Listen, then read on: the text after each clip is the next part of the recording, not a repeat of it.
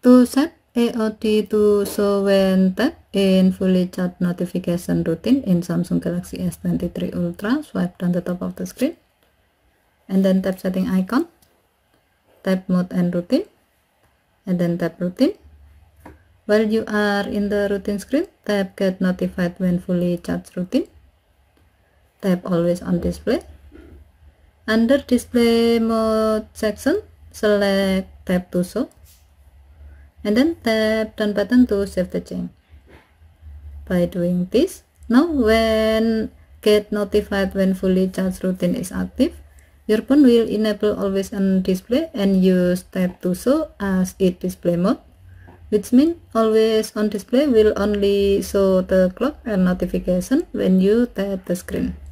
Okay, thank you for watching. Have a nice day.